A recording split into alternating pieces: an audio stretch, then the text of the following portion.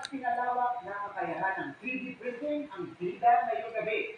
Sa Sydney, Australia, isang spider-like robot ang dinevelop na kayang gumawa ng mga tahanan. Habang sa Italy, kaya na rin mag-3D print ng pagkain. Tara, let's change the game!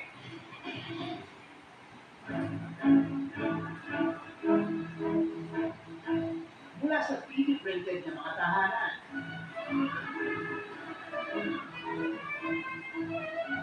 at mga gusali, 3D printing is never enough again. Isang city-based tech company ang gumamit ng kombinasyon ng 3D printing technology at robotics bilang game changer sa construction. Meet Solo, isang spider-like robot na kayang mag-3D print ng 200 square meter na bahay in under 24 hours. This technology is going to be a major shift for climate change.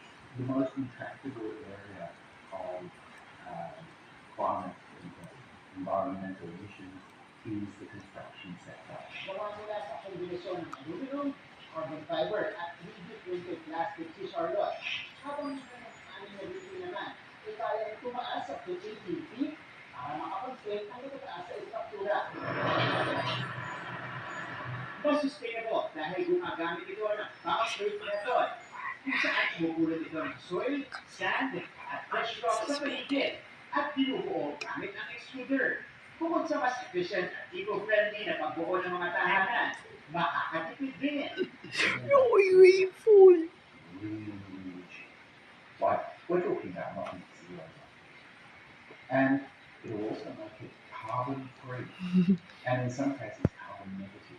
Tayo naman tayo sa Italy, kung saan hindi bahay, kundi pagkain ang kanilang pinag-aaralan ng produce gamit ang 3D printer.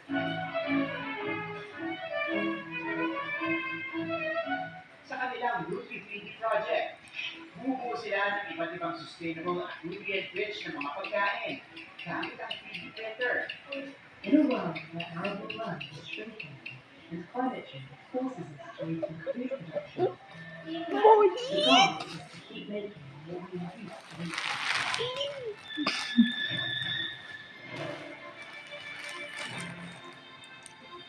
Iba't ibang paraan ng food production ang na-develop ng grupo, tulad ng pagpapatubo ng plant seedling sa isang gel na humahalik tulad sa lupa, o ang mismong pag-cultivate ng plant cells na hindi na pinapatubo ang mismong halaman. Saka ito huhugugin at ipiprint gamit ang 3D printing technology. Pwede magamit ang tech sa resource care settings tulad ng conflict zones, disaster areas, at maging sa space. There you have it mga kapuso, dalawang world-class innovations gamit ang 3D printing for a more sustainable future. Para sa GMA Integrated News, ako si Martin Naver. Cheers!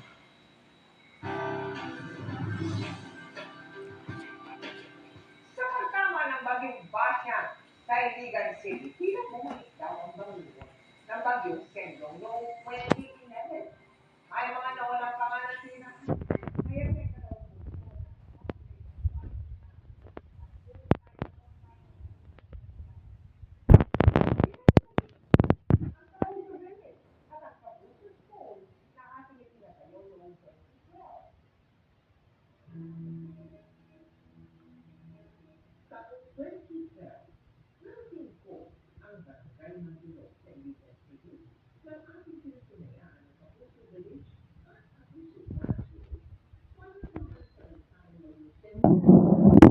Easy.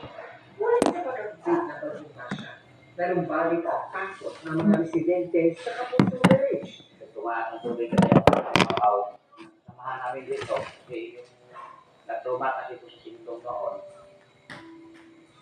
Si Saada, agad na nag-evacuate sa Kapuso classrooms para masiguro ang kaligtasan ng kanyang ina. Maraming salamat sa Kapuso dahil nagbigay sila ng building na school ang mga tao mag-evacuate. Hindi akalain ni Junrey na tatangayin na ba ang kanilang bahay dahil bago lang ang itinayong flood control project sa kanilang barangay. Akala namin, safe na kami dito kasi may flood control na. Hindi akalain namin na bumigay yung flood control nila, kunti lang yung mga bakal. Kaya nang makakapag-approach siya ng ayudang 3,000 piso. Nagtayo siya ng pansamantalang masisilungan na gawa sa plywood. 2 linggo na ang nakalipas matapos ang pananalasa ng bagyong Basyan. Ngunit hirap pa rin silang makapag-umpisa ulit. Sana po matulungan kami. Sa pangalawang bugso sa ating Operation Bayanihan, nagtungo ulit tayo sa Uligan para mamahagi ng food pack sa 8,000 individual sa Barangay Mandulong. Ang 2nd Mechanized Infantry Magbalantay Brigade ng Philippine Army. Chairman niya po sa foundation na kahit pa paano, hindi nyo kami nakalimutan mula ng bagong sendong hanggang ngayong bagong Basyan. At sa mga nais tumulong, maaari po kayo mag-deposito sa aming mga bank account o magpadala sa Cebuana na Lumiere. Pwede rin online via Visa, Shopee, Lazada, Rose Rewards at Metrobank Credit Card. Abangan! Huligang sa Ilocos Sur, estudyanteng babae, pinagsusuntok at tinadyakan ng mga kapwa estudyante sa pagbabalik yan ng 24 oras.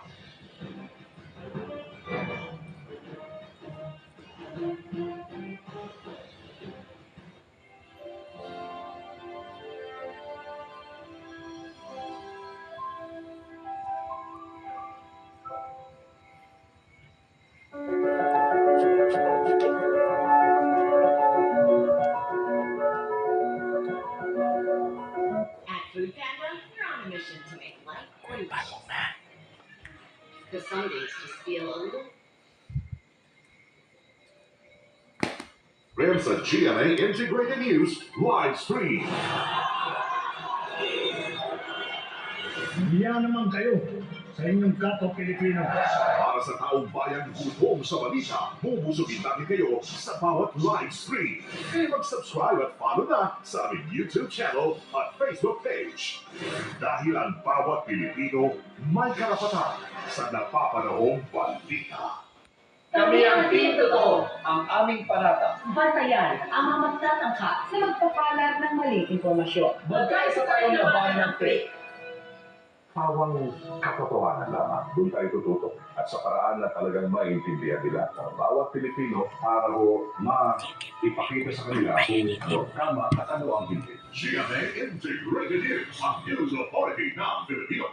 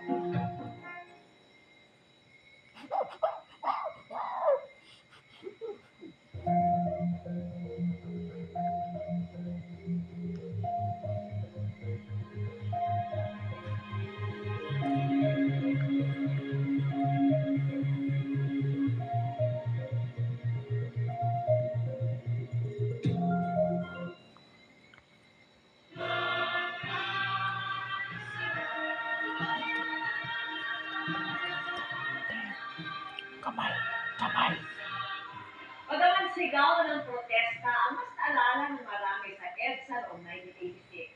Alam niyo bang kumaligaw din ang musika sa People Power Revolution at sa mga tagpong nagsilbing mitya ng pagkakainlangan? Ika nga, may soundtrack ang demokrasya na bububuhay sa diwa nito kung ating pakikinggan. Ang ikalawang bahagi ng ating seryeng EDSA 40 na magugustuhan din ng mga music lover at mga panahon, tutukan sa special report ni Oscar Oida.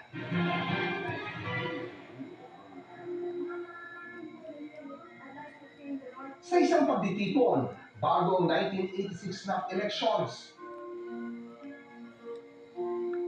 saglit na bumupa ang ingay nang may tumipa ng gitara.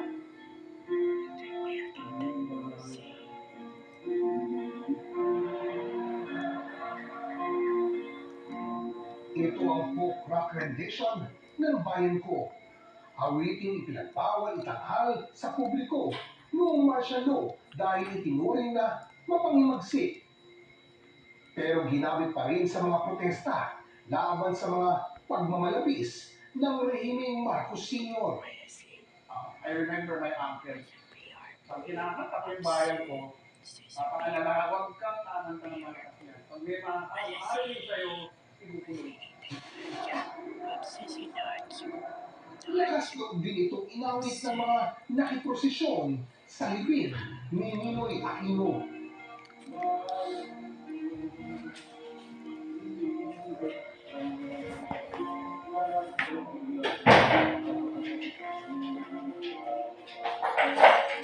At inawit ng mga nag-People Power Revolution sa EDSA noong 1986 sa pangunguna ni Freddy Aguilar.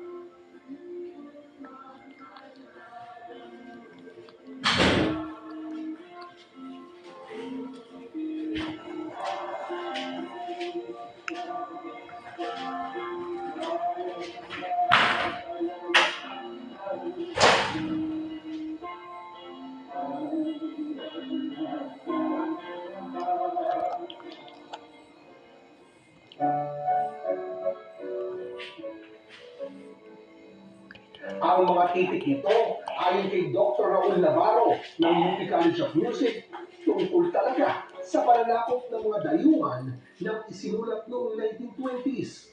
Pero sa panahon